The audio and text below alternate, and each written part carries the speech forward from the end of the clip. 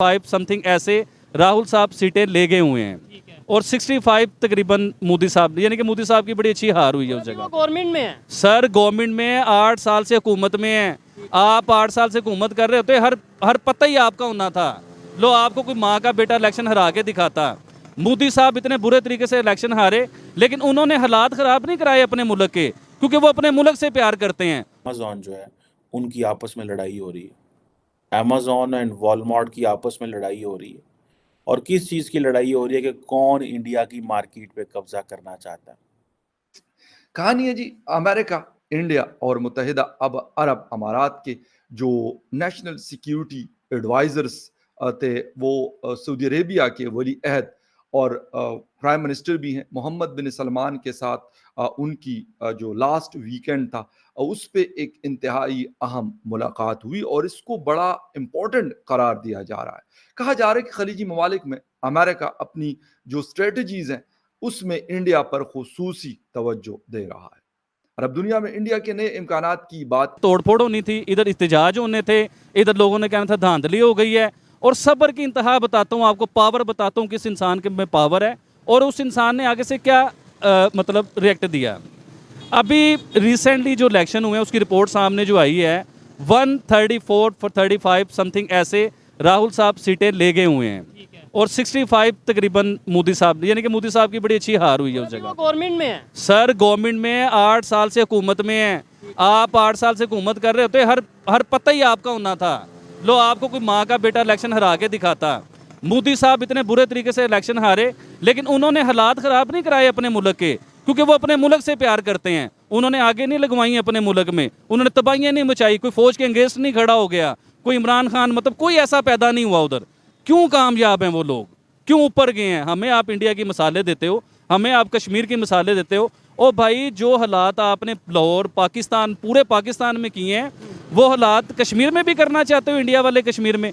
और इससे अच्छा तो भाई वो अमन में है, उन्हें दे दो कश्मीर, अच्छे रह जाओगे आप लोग। क्योंकि कश्मीरी अवाम जो है ना, जो हमारे साथ हो रहा है भाईजान, ये देखो ये कहाँ का इंसाफ है कि आर्मी के घरों में घुस जाओ यार आप लोग।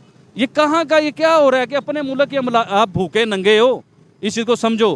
पूरी दुनिया से भीख मांगते हो अपने मुल्क को चलाने के लिए, और आपने अपने मुल्क में अरबों रुपए की तोड़फोड़ कर दी, अरबों रुपए के खाना खराबी कर दी आपने अपने। अमेज़न जो है उनकी आपस में लड़ाई हो रही है, अमेज़न एंड वॉलमार्ट की आपस में लड़ाई हो रही है। और किस चीज़ की लड़ाई हो रही है कि कौन इंडिया की मार्केट पे कब्जा करना चाहता है। और वॉलमार्ट जो है उसने अमेज़न को एक, जिसे वो कहते हैं ना, ऑनलाइन कंज्यूमर्स की जो जंग है उसमें शिकस्त दे दी। ठीक है जनाब। और कहा जाता है कि ये बड़ी एक्सपेंसिव एक ई कॉमर्स डील हुई है इंडिया की तारीख में, कि जिसमें इंडियन मार्केट जो है 2018 में तकरीबन $16 बिलियन जो है वो तकरीबन 77% जो शेयर और स्टेक है वो कह रहे हैं, जो फ्लिपकार्ट है ऑनलाइन रिटेलर फाउंडर है अमेज़न का, उसके अगेंस्ट उसने ये डील जो है वो ली है। तो अब आप इमेजिन करें और कि किस तरह इंडिया की जो ये जो वॉलमार्ट है वो किस तरह ओवरटेक कर रहा है चीज़ों को। और मज़े की बात यह है कि जो जिसे वो कहते हैं ना कि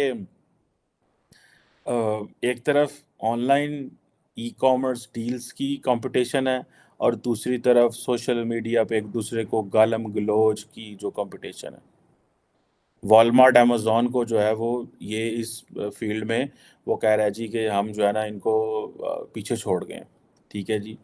अब ये देखें कि जिसे वो कहते हैं ना कि कहाँ कहाँ पे कि कहीं जापान का जनाब वो सॉफ्ट बैंक है वो बीच में घुसा हुआ है, सिंगापुर के जो सॉवरन बैंक है वो घुसे हुए हैं। ठीक है जी।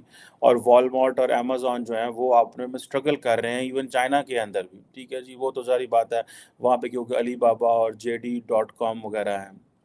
लेकिन आप देखें कि एशियन मार्केट्स के अंदर वॉलमार्ट और अमेज़न कम्पीट कर रहे हैं तो पाकिस्तान इस गाली को दी है। सवाल ही पैदा नहीं होता कि कोई ग्लोबल चेन आ जाए पाकिस्तान में। उसकी वजह क्या है?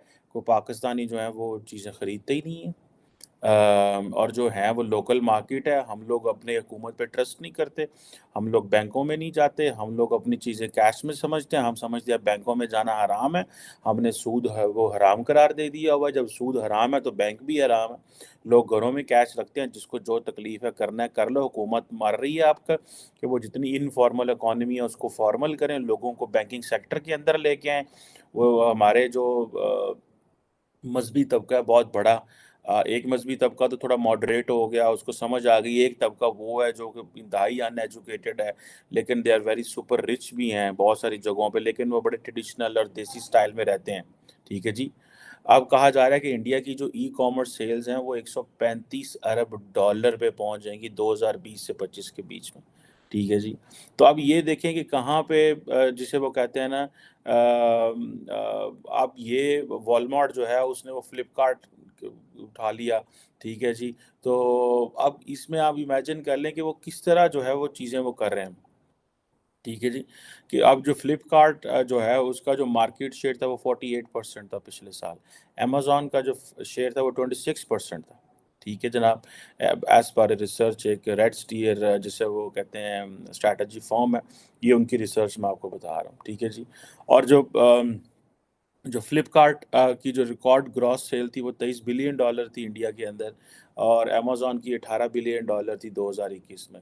18 سے 20 بلین ڈالر تھی 2021 میں. سو کوشچن یہ آتا ہے کہ وہاں کہانی ہے جی امریکہ, انڈیا اور متحدہ عرب امارات کے جو نیشنل سیکیورٹی ایڈوائزرز تھے وہ سعودی عربیہ کے ولی عہد اور پرائم منسٹر بھی ہیں محمد بن سلمان کے ساتھ ان کی جو لاسٹ ویکینڈ تھا اس پہ ایک انتہائی اہم ملاقات ہوئی, اور اس کو بڑا امپورٹنٹ قرار دیا جا رہا ہے. کہا جا رہا ہے کہ خلیجی ممالک میں امریکہ اپنی جو اسٹریٹجیز ہیں اس میں انڈیا پر خصوصی توجہ دے رہا ہے. عرب دنیا میں انڈیا کے نئے امکانات کی بات کی جا رہی ہے, اور اس کے علاوہ مختلف جو تھنک ٹینکس ہیں وہ کیا کہہ رہے ہیں وہ آپ کے ساتھ یقیناً میں نے شیئر کرنا ہے کہ تینوں ممالک کی قومی سلامتی کے مشیروں کی طرف سے سعودی عرب میں ایک ساتھ جو تجویز پیش کی گئی ہے, اسے ظاہر ہوتا ہے کہ انڈیا اور متحدہ عرب امارات بھی اس میں دلچسپی رکھتے ہیں.